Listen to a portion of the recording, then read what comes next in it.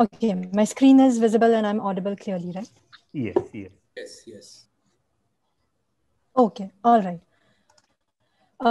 So this is Rajesh and me from ThoughtWorks. Rajesh is a computer engineer and he looks more at the HPC side of things.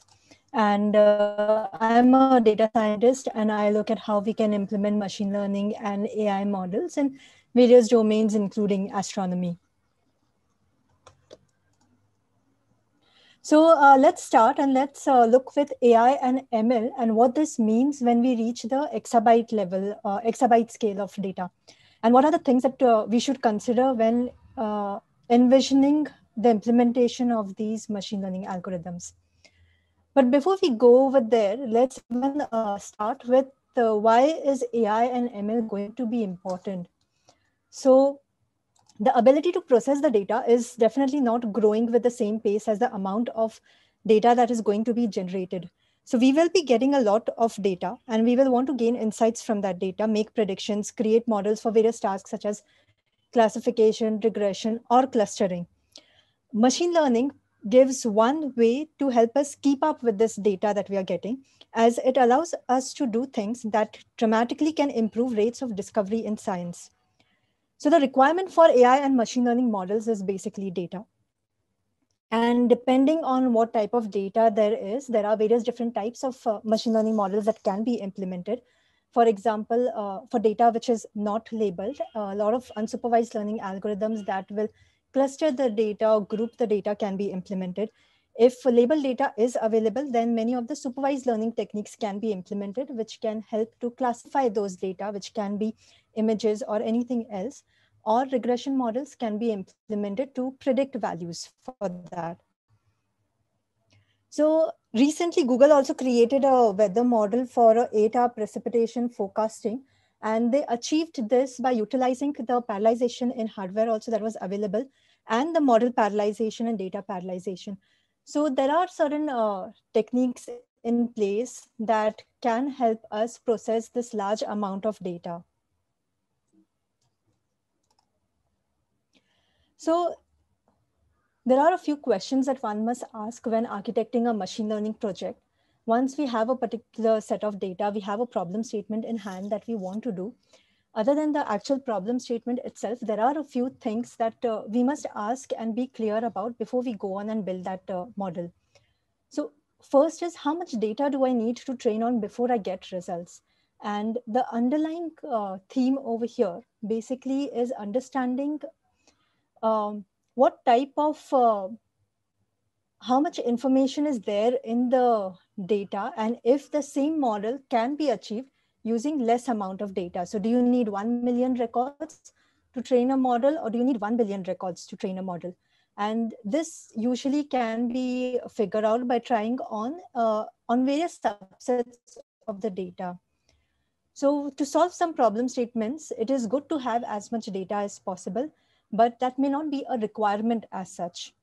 We'll talk more on this later. Next would be, how often does the model need to be retrained? Okay.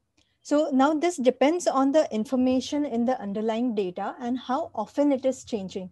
So if you are training a model and say that model requires 2 weeks to train on, and the underlying information in the data is so dynamic that say it changes every day or every week, there is something new in the data and the model needs to be trained on more often. So in that case, it does not make sense to create a really complex model that will take 2 weeks to train when the underlying data itself is changing more frequently.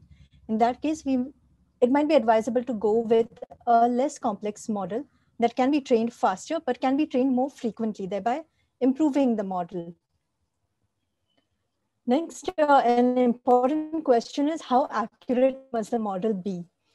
Ideally, accuracy as high as possible is nice, but there is a trade-off in it as well. So what is a good accuracy for your problem statement? Is 99% good or is 99.9% good? Because it is usually that 0.9% that requires a lot more computational power and complexity in order to train the model. And if 99% is acceptable, it might take even less than half the time to actually train the model. Even the language that is chosen to create your model can turn out to be quite important. So for example, Python and R are common languages, but there are others also that can help more in parallelization. Spark is used a lot. So Python allows only one thread to run at a time, exception of IO. However, even in Python, there are packages like joblib that do the parallelization for us and are utilized under the hood, even in libraries like scikit-learn. Now, these are to be asked, of course, but also major consideration is the algorithm itself. Not all algorithms can be parallelized, and in the whole workflow, it is important to identify the serial parts of the algorithm. So now when we think of the workflow, there is a lot of data and task parallelization that can happen.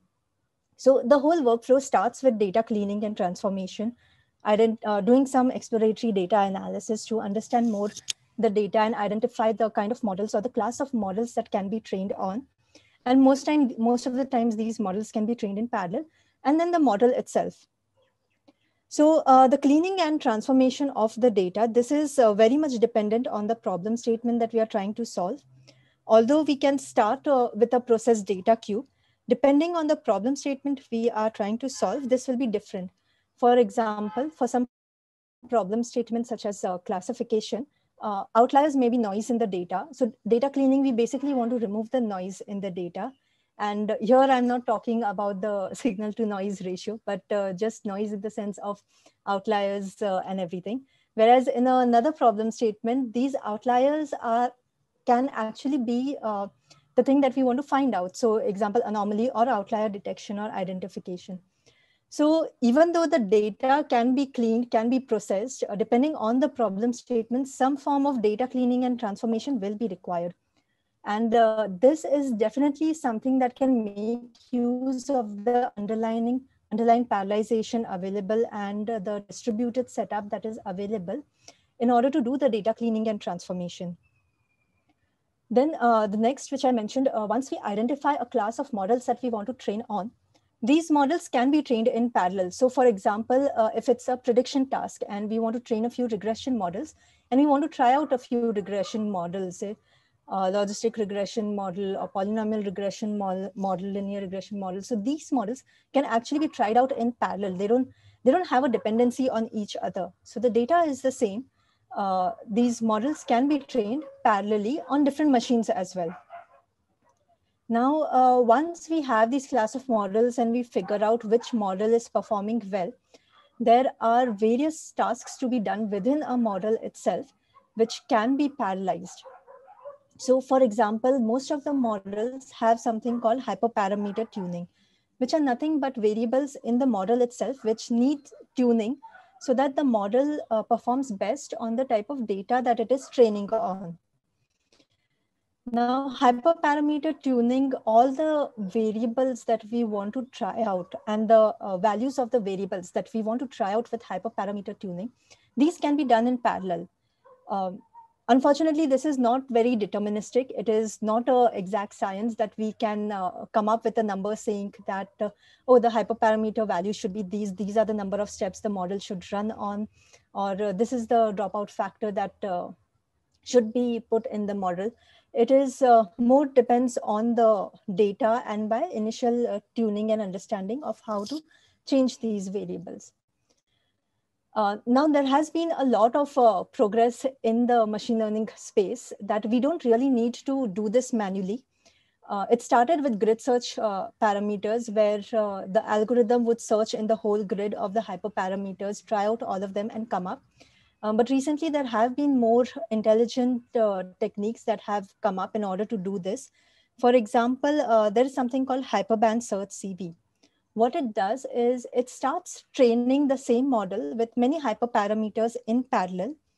However, over here, those that do not make good progression while training, those are cut down. So you end up saving a lot of computation power over there. Another thing that needs to be decided is batch sizes. Now, as we keep increasing the batch size, the number of steps required to train the model decreases, and hence you are able to train the model better. However, increase in batch size also means increase in the memory that is required. And also, as we keep increasing the batch size, it starts giving diminishing returns. Eventually, the amount of memory, the number of memory required to handle this size and the overhead increases, and hence it starts giving diminishing returns. So to identify the optimal batch size, which by which then we can train the model and tune it, also needs to be experimented. And then if it's a model, say we take the example of a neural network model, deep learning is very popular nowadays and seems to be applicable in a wide variety of problem statements. Now, deep learning also, there are a number of more parameters that needs to be decided. For example, depending on the complexity of the problem statement, how many number of layers should be there in the deep learning model? What are the number of nodes that should be there in each layer? What is the dropout factor that we must consider in each layer? What is the regularization factor which will be there?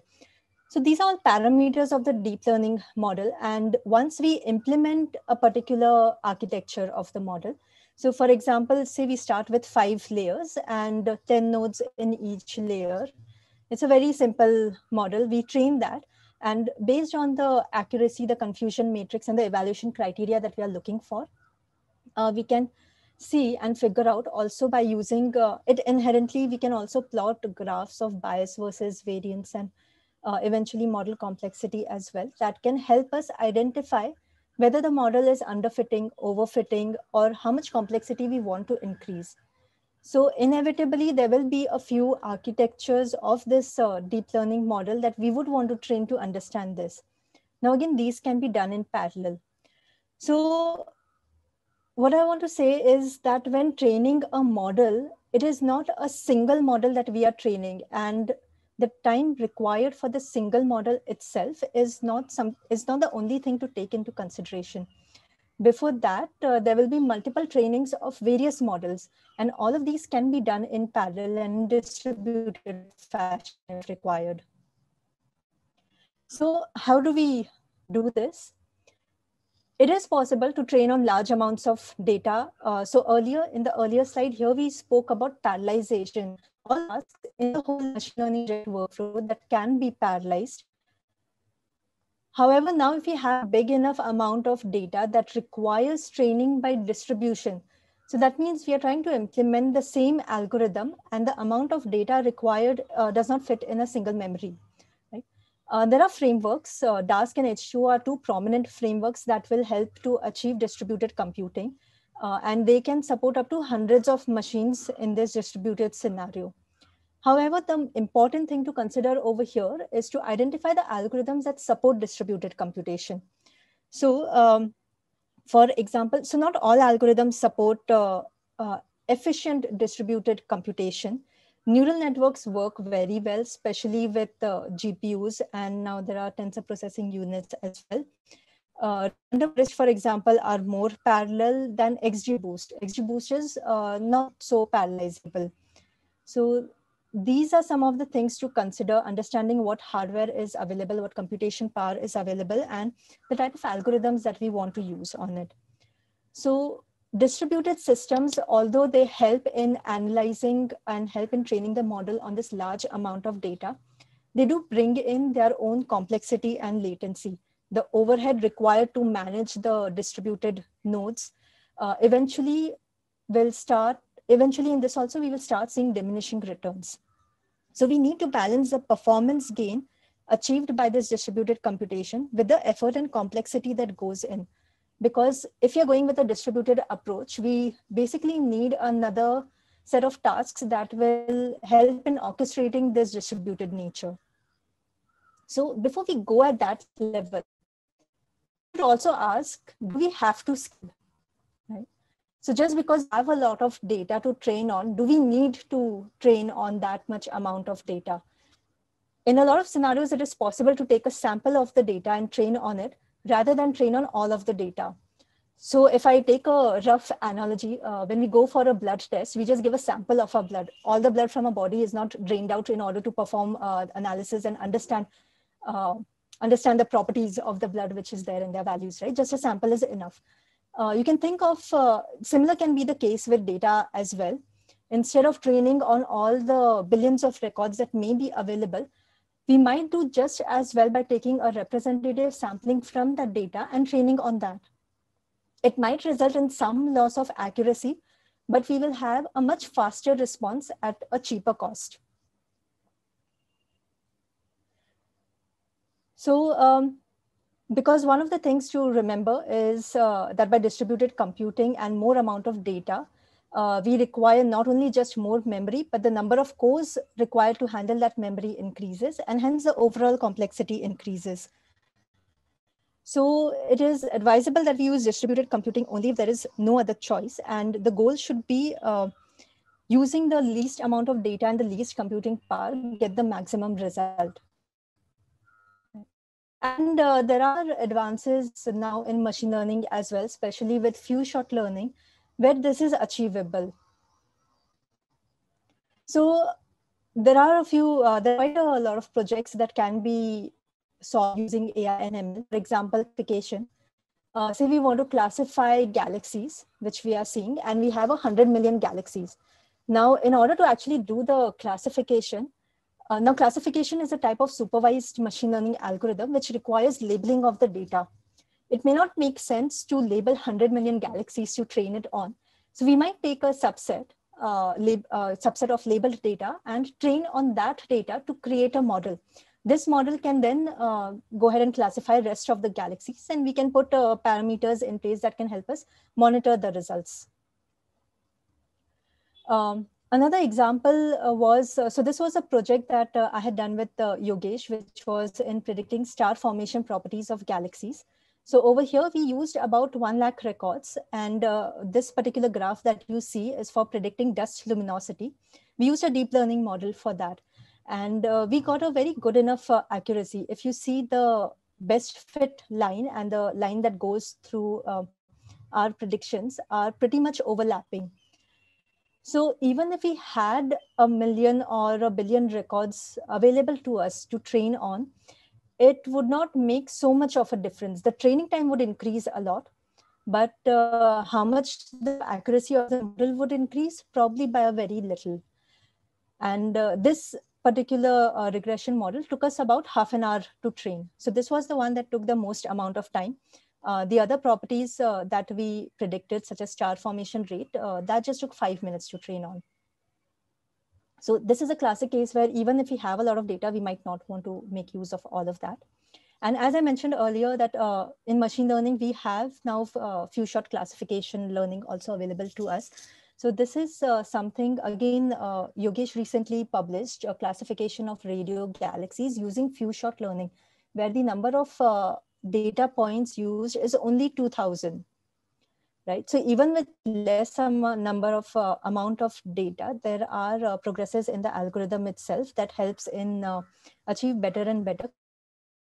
Now, let's come to a problem statement like outlier identification and characterization, right? Now, over here, let's talk about the performance of the model over here. Now, say the training of the model takes about a month and it detects 100 outliers, 100 very good outliers, okay? Now, if we reduce the accuracy of the model a little, and instead of 100 outliers, it actually detects 200 outliers, but it does it in 1/4 of the time, say in about a week. So now in this particular case, looking at those, for a person to actually look at those outliers and make some inferences would probably be faster and cheaper than actually training the model to be good and taking a lot of time to train, and then looking at just 100 images.